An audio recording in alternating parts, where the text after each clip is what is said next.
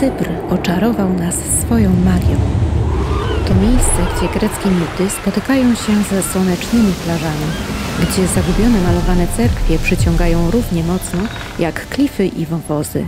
A co wspólnego miał nasz Jagiełło z tą wyspą Afrodyty? Wyrusz z nami w podróż, a za moment wszystko stanie się jasne.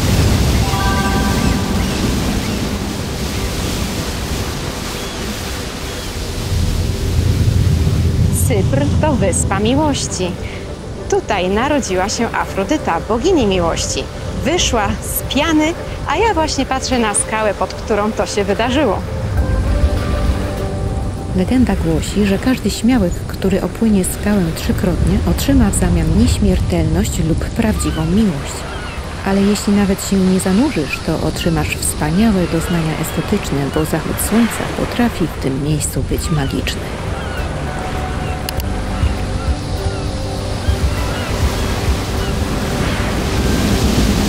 Wiecie skąd te chusteczki?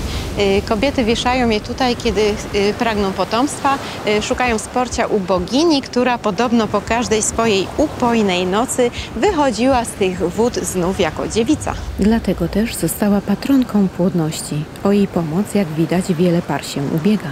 Podobnie było w przeszłości, gdy Afrodyta była tak bardzo czczona, że w nieodległej kukli poświęcono jej całe sanktuarium. Dziś jego ruiny wpisano na listę UNESCO i można je zwiedzać odpłatnie. A sanktuarium było niegdyś tak popularne, że wspomina o nim sam Homer w swoich dziełach. Wiecie, że lubimy ciekawostki, nie? Mam nadzieję, że wy również je lubicie i mamy dla was kolejną. Jak to było z tą Afrodytą? Uchodzi za najpiękniejszą kobietę, a dlaczego tak się uważa? Określił to podobno Parys. Właśnie miał wybrać pomiędzy nią, Ateną i Herą. I tutaj małe cwaniactwo ze strony Afrodyty, która weszła w małą spółeczkę z Parysem, bowiem obiecała mu, że jeśli to ją określi jako tą najpiękniejszą, to pomoże mu zdobyć Helenę. Tak też Parys zrobił i pomogła mu ją ukraść, porwać, no co przyczyniło się później do wojny trojańskiej. Na terenie wykopalisk podziwiać można wspaniałą mozaikę z wizerunkiem nie Afrodyty, a Ledy, spartańskiej królowej. W dalszej części filmu takich pięknych dzieł będzie znacznie więcej, także zostań z nami. Koniecznie wstąp obok do zamku czy dworu Luzynianów, czyli dynastii, która rządziła Cyprem od XII wieku. Niby zamek średniowieczny, ale zabytki niesłychane. Jak ta niesamowita wapienna wanna z Bagatela XI wieku przed naszą erą. Ma wyżłobione siedzisko oraz miejsce na gąbkę. Ludzka wygoda i pomysłowość to zaiste stare przymioty. Starożytnych zabytków jest tu znacznie więcej. Jest to więc punkt obowiązkowy dla miłośników czasów antycznych. No to mamy ten najprzyjemniejszy moment dnia, kiedy można sobie zasiąść, odpocząć i przy okazji pokosztować lokalnych specjałów. Chcieliśmy wziąć mezę, ale nasza knajpa, którą tu wcześniej wybraliśmy, jest zamknięta, a tutaj nas zaskoczyli, że trzeba wziąć 2 razy, a to dla nas za dużo, więc wzięliśmy sobie grillowane mięska, wszystko właśnie lokalne smaki i do tego sałatka, fryteczki i jest imprezka. Wyjaśnijmy, meze to takie menu degustacyjne, składające się głównie z lokalnych specjałów. Jedzonko było pyszne, a w gratisie dostaliśmy deser, czyli ciasto pomarańczowe z mandarynkami. Akurat na drzewkach tutaj wielokrotnie już widzieliśmy dojrzałe pomarańcze, a do tego wzięliśmy sobie jeszcze cypryjską kawę, żeby było lokalnie. Kawka jest wyjątkowa, bo jest zrobiona z ziaren świeżych, a nie palonych. I do tego nigdy nie stosuje się do niej mleczka i jest parzona w specjalnym urządzeniu.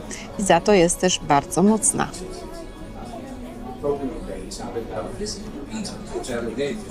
Ciekawa. Jak widzicie, zaskoczył mnie jej smak. Określiłabym ją jako kawa ziołowa. Całkowicie inna w smaku niż ta z palonych ziaren i wcale nie aż taka mocna, jak wcześniej wyczytaliśmy. Sanktuarium Afrodyty w starożytności leżało w mieście Palepafos, które było częścią Pafos. To miasto było stolicą Cypru od II wieku przed naszą erą. Nic zatem dziwnego, że tak wiele tu wspaniałych archeologicznych perełek odkrytych w miejscu Nea Pafos, czyli Nowe Pafos.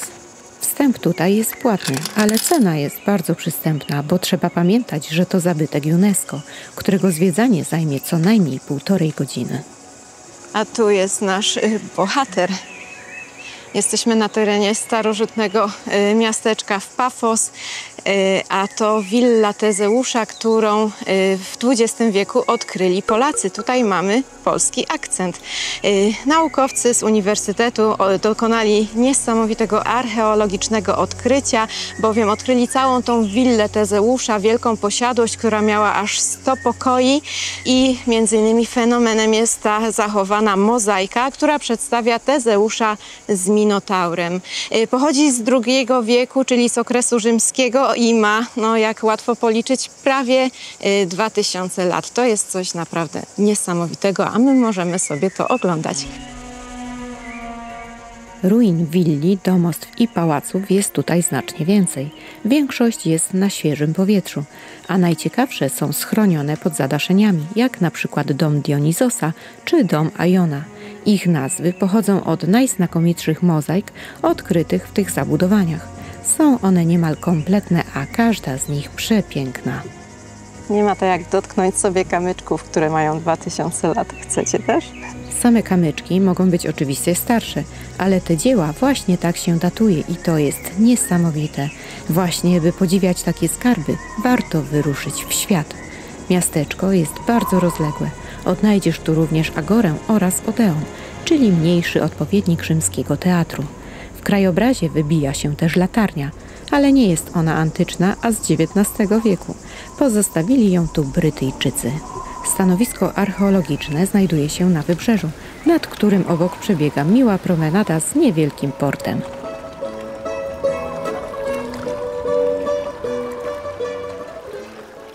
Na jego południowym krańcu wyrasta kamienny zamek.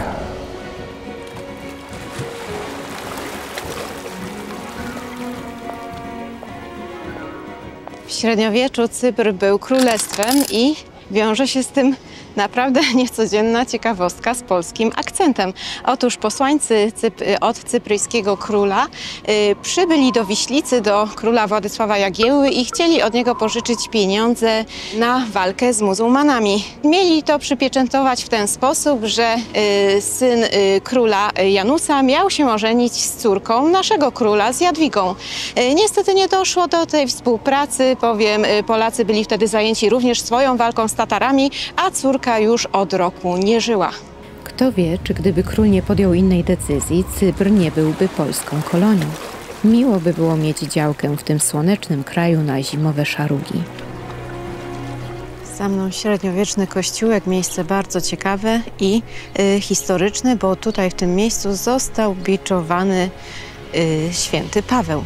Wyruszył w swoją pierwszą misję właśnie tutaj na Cypr i prowadził tutaj działalność misyjną wraz z Barnabą, który się tutaj urodził. Pośrodku ruin bazyliki stoi słup, do którego został wtedy przywiązany. Zamiast wczesnobizantyjskiej świątyni stoi tu teraz średniowieczny kościół, który jest od niej znacznie mniejszy. Architektura świątyni jest bardzo ciekawa i niesamowita. Uwielbiamy takie kościoły, a w ogóle to jest wielka ciekawostka. Sam kościół jest generalnie remontowany i kładka wokół jest niedostępna, o czym już przeczytaliśmy w internecie, ale udało nam się wejść do środka. Jest to niby, że katolicka parafia świętego Pawła, ale wystrój jest typowo cerkiewny, a w ogóle trafiliśmy na anglikańskie nabożeństwo. Wnętrze jest bardzo klimatyczne, surowe, z przebijającymi się gdzieniegdzie wiekowymi freskami. Co ciekawe, w tym kościele możecie wziąć ślub. Ponoć władze Cypru bardzo ułatwiły parom wiązanie się na całe życie w dowolnym miejscu wyspy, nie tylko tutaj. Grobowce królewskie w Pafos to miejsce wyjątkowe. Polecam Wam o wiele bardziej niż zamek, bo zachwyciło nas. Jest mega cenne i stare. Pochodzi z czasów jeszcze przedrzymskich, czyli starożytnej Grecji, czyli jeszcze przed naszą erą, a zdecydowanie przypomina nam katakumby świętego Pawła z Malty, z Rabatu. Tym bardziej, że schronienie znajdowali tu pierwsi chrześcijanie, podobnie jak na Malcie. a grzebano tutaj głównie majętnych obywateli i arystokrację starożytnego miasta. Jednak niektóre, powiedzmy, kwatery były tak wystawne, że przylgnęło miejscu określenie królewskie. Wszystkie groby są wykute w skale, a jest ich tutaj około 100. Funkcjonowały one na przestrzeni około 700 lat. Dziś miejsce to zostało wpisane na listę UNESCO i jest dostępne za niewielką, jak na taki unikat, opłatą. Pafos pospacerowaliśmy jeszcze wieczorem po jego centrum, ale nie zrobiło ono na nas specjalnie dużego wrażenia. Zaskoczyła nas natomiast ogromna ilość świątecznych akcentów już na początku grudnia w słonecznym Cyprze. Po klimatyczne zaułki udamy się w góry, ale to nieco później, bo chcemy Wam pokazać wspaniałe ptaki. W Larnace wylądowaliśmy i od razu super atrakcja. To słone jezioro, na którym lubią przesiadywać flamingi. Bytują tutaj od listopada do marca, a że mamy grudzień, to pięknie się składa, że są. Widać je w tle.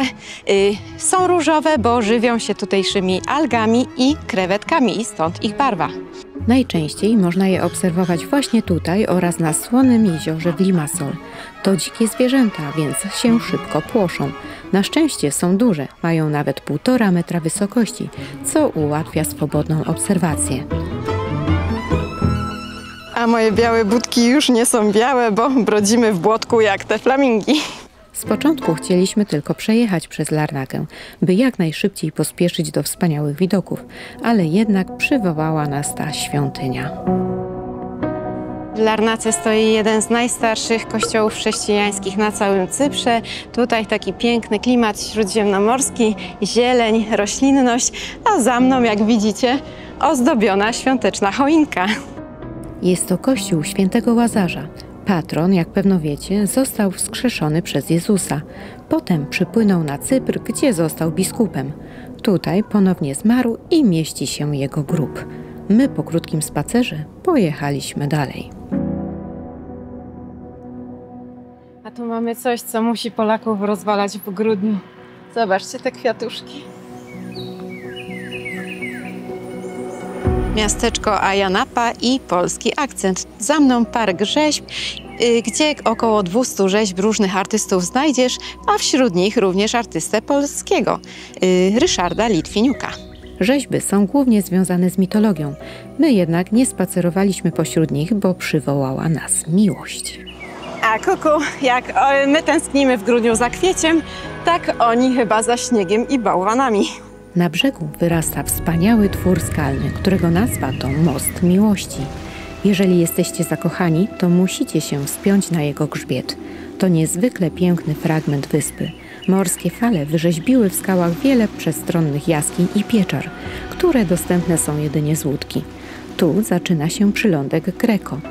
Nie bez powodu utworzono w jego obrębie park narodowy, którego ozdobą są poszarpane linie brzegowe i liczne morskie groty. Jak na przykład jaskinia Cyklopa ze wspaniałym widokiem na morskie tonie. Bywają tu żółwie i szukaliśmy ich, ale nie mieliśmy tyle szczęścia. Czy znaleźliśmy je później na plaży Lara? Zostańcie z nami. Cypr jest bardzo europejski. Bardzo mocno odczuwać tu zarówno Grecję, jak i Turcję. A czy wiecie, że tak naprawdę kontynentalnie to już Azja? To, co widać, ten kraniec sam, to właśnie wschodni kraniec Unii Europejskiej. Choć nie jest to najbardziej wysunięty na wschód punkt wyspy, a to dlatego, że jest ona domem w sumie dla 3 państw.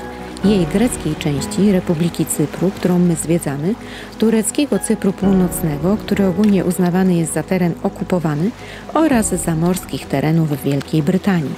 Tyle polityki. Zanim wrócimy do wspaniałych nadmorskich widoków, Afrodyty i starych wraków, pokażemy Wam centrum wyspy. W miasteczku Omodos taki oto fantastyczny klasztor i związana z nim ciekawostka, bowiem na przełomie III i IV wieku cesarzowa rzymska Helena nawróciła się na chrześcijaństwo. Sprowadziła tutaj relikwie Krzyża Świętego. Notabene ciekawostką jest, że i w Polsce one się znajdują na Świętym Krzyżu. Odtąd miejsce to słynie z cudów. Jeszcze większą ciekawostką jest, że owa Helena sprowadziła tu jedyną na świecie relikwię, czyli sznur, którym związany podobno był sam Jezus. Cerkiew można bezpłatnie zwiedzać. Dotyczy to zresztą wszystkich świątyń, które przewinęły się i jeszcze przewiną w tym filmie. To cerkiew prawosławna i pamiętajcie, zarówno w Grecji, jak i na Cyprze, jak generalnie we wszystkich cerkwiach bardzo zwraca się uwagę na strój, także zasłaniajcie nogi i ramiona. Pamiętajcie o tym. Wieś Omodos to najbardziej klimatyczna miejscowość, jaką zwiedziliśmy. Kamienne budynki, wąskie uliczki i piękne domostwa przyozdobione kolorowymi drzwiami i kwieciem w donicach. To potrafi oczarować. Jakby czas się tutaj zatrzymał. Wstąpiliśmy też do budynku z wiekową prasą do winogron. Podziwiać to mogliśmy całkowicie za darmo. Jeśli byliście na Cyprze, to wiecie, że koty tutaj są wszędzie, są wizytówką tej wyspy, a nie wiem, czy wiecie, skąd się to wzięło. Właśnie ta święta Helena sprowadziła na Cypr koty, bo był tu straszny problem z wężami i podobno kociaki sobie z tym problemem poradziły. I do dzisiaj już tak zostało. Towarzyszyły nam one niemal w każdym zakątku wyspy i wszędzie były bardzo miłe i towarzyskie. Jedziemy dalej w głąb tego niezwykłego pasma górskiego. Jesteśmy w górach Trodos, są całkiem wysokie, bo najwyższy szczyt to Olimbos, ma aż 1952 metry nad poziomem morza. A przy okazji są tutaj też piękne wodospady. Za mną Milomeris, jeden z najwyższych, a może i najwyższy. Różnie piszą, ma według niektórych 15 metrów, a według niektórych aż 20. Wygląda przepięknie. Planujemy jeszcze drugi, Kaledonia, ale jako że dzisiaj zapowiadają burzę, to nie wiem, czy nam się to uda. Trzymajcie kciuki. By się do niego dostać, musieliśmy wcześniej pokonać pieszo około 1,5 kilometra. Atrakcja zdecydowanie warta była tej drogi. Drugi z wodospadów jest przysłowiowy rzut kamieniem stąd. Jednak dobra pogoda nie wytrzymała i nam się już rozpadało, ale nic, to nie damy się jej. Zdecydowaliśmy się na spacer do drugiego wodospadu, Kaledonia, i to był bardzo dobry wybór, bo uchodzi za najpiękniejszy, z czym byśmy się może spierali, bo tamten podobał nam się nieco bardziej. Natomiast sam spacerek tutaj zdecydowanie tu w tym miejscu jest bardziej malowniczy niż w poprzednim wodospadzie. Troszkę przypomina nam to wąwóz Homole Pieniński, ale też Dolnośląskie Skalne Miasta. Cały czas ścieżka prowadzi wzdłuż potoczku, na którym jest tak naprawdę sporo kaskad. Wszystkie mapki, trasy i oczywiście inne przydatne informacje, które nie zmieściły się w tym filmie, znajdziecie na naszym blogu. Nie zapomnijcie też zostawić ze sobą śladu w postaci łapki w górę, za co pięknie dziękujemy. Mimo niepogody zdecydowaliśmy się podążyć w głąb gór, bo ukrywają się tam kolejne zabytki najwyższych lotów z niesamowitymi wnętrzami. W górach Trodos znajduje się szlak cerkwi malowanych. Należą one do Światowego Dziedzictwa UNESCO. Trochę podobnie jak u nas w Małopolsce jest szlak architektury drewnianej. Tych obiektów UNESCO jest tutaj aż 10. My postaramy się odwiedzić 3 z nich. Nie wiem, czy do wszystkich nam się uda wejść. Tu jest akurat kościołek Świętego Michała.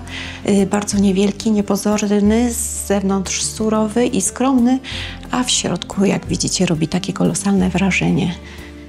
Naprawdę warto się tutaj zatrzymać i zobaczyć to. Są to świątynie przywołujące czasy, gdy Cyprem władało Cesarstwo Bizantyjskie oraz późniejsze. Ta cerkiew została wzniesiona w XV wieku, jednak są i starsze.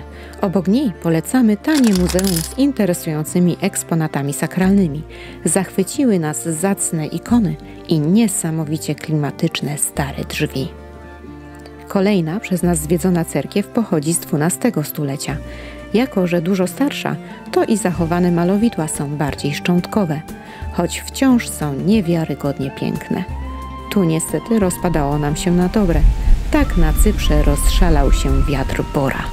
Jesteśmy w największym kompleksie z tych obiektów UNESCO. Zdecydowanie najśliczniejszy. Robi kolosalne wrażenie. Zarówno z zewnątrz bardzo efektowny, jak i w środku jest niesamowity. Składa się tak naprawdę z 3 kościółków. XV, XII i XI wieku. Co ciekawe, wszystkie są przykryte jednym dachem. Niestety nie możemy Wam im pokazać, bo nie można wykonywać zdjęć ani filmów. Przestrzegają tego dość restrykcyjnie, także musicie przyjechać i zobaczyć to sami. A zdecydowanie go polecamy, bo jest on najpiękniejszy. Dzisiaj pogoda już się chyba niezbyt poprawi, trochę zmarzliśmy, bo jesteśmy w Kikos, gdzie jest fantastyczny klasztor. Oblecieliśmy trochę na szybko, bo już jesteśmy głodni i zmarznięci, więc siadłam przy ogieńku. Taki specjalny bufet właśnie tutaj w restauracji Kikos, gdzie można skosztować specjałów lokalnych. Oboje mamy musakę, mamy nadziewane bakłażany i jagnięcinę. No i jakieś inne dodatki, jeszcze hummus i cacyki, a do tego do bufetu za 15 € każdy ładuje ile chce, ile zje. I jeszcze w cenie dostaje szklaneczkę wina, albo białego, albo czerwonego, to już wedle uznania.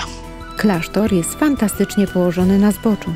Do dziś żałujemy, że aura nie pokazała nam pięknych widoków, które z pewnością góry Trodos oferują. Momentami tylko małe rozbłyski słońca dawały zapowiedź piękna tego majestatu.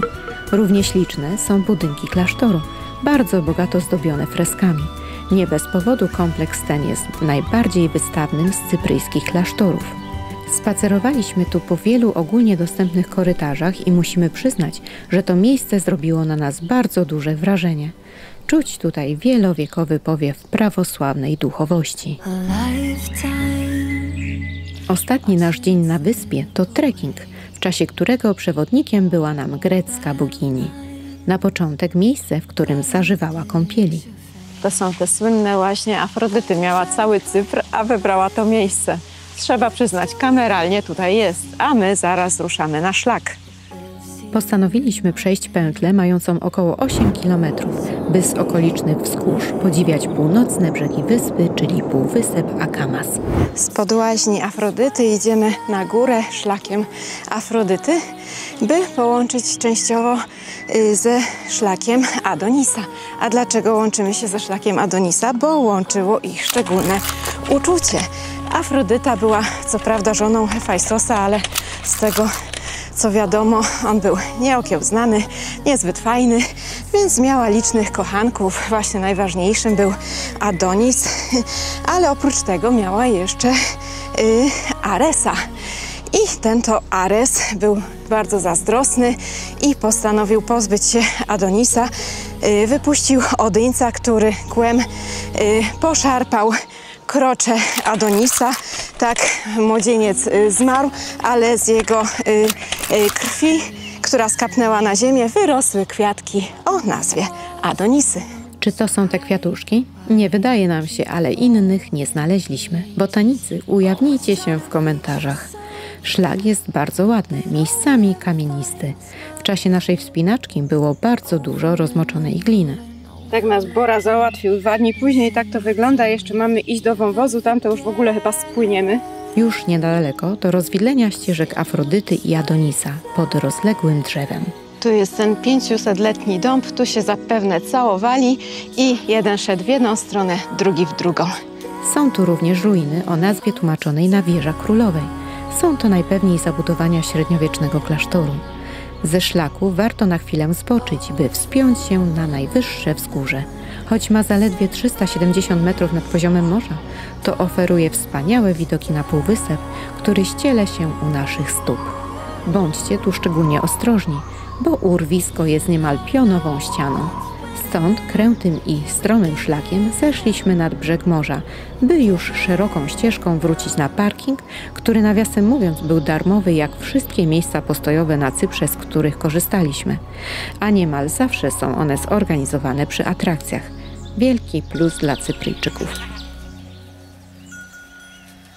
Grudniowa pora Polakom nie kojarzy się z plażowaniem, a jednak można. Odwiedziliśmy niecodzienną plażę, ale nie tyle w poszukiwaniu rozległego złocistego piasku, co gadów zakutych w skorupy.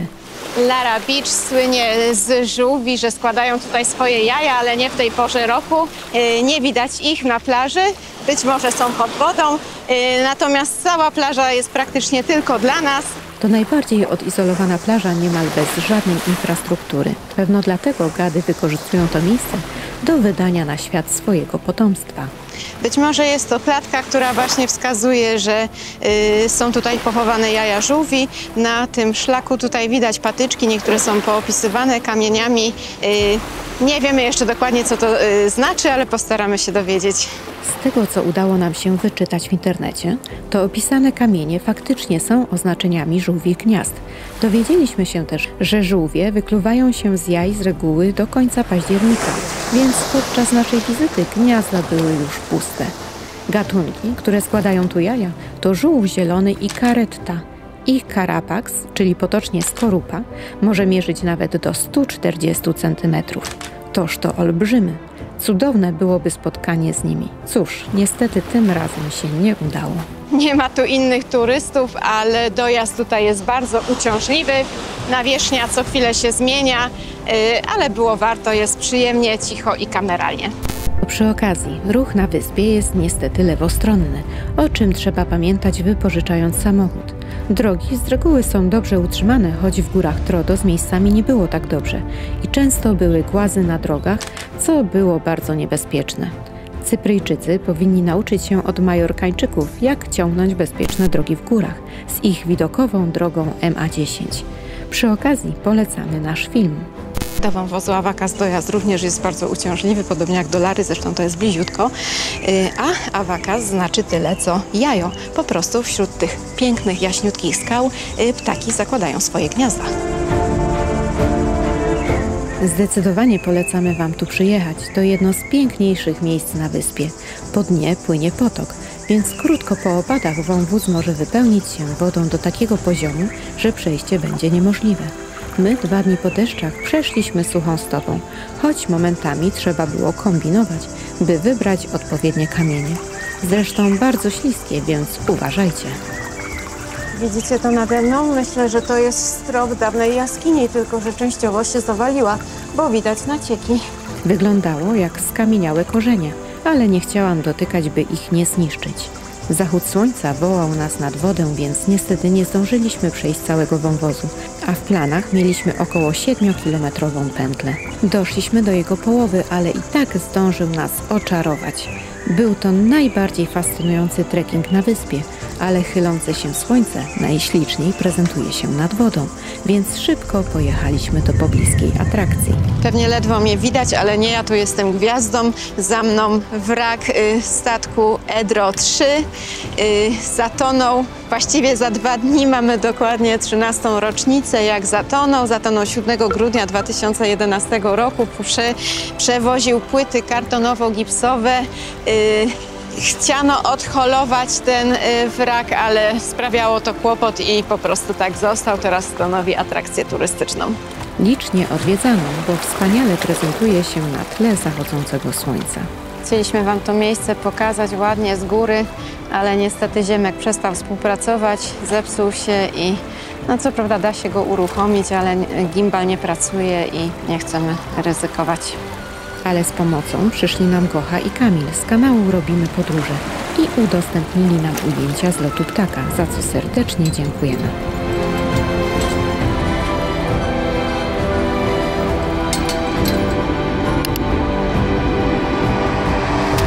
Tym wspaniałym zachodem chcieliśmy zakończyć film, ale w pobliżu odkryliśmy tak fajną restaurację, że musimy Wam ją pokazać.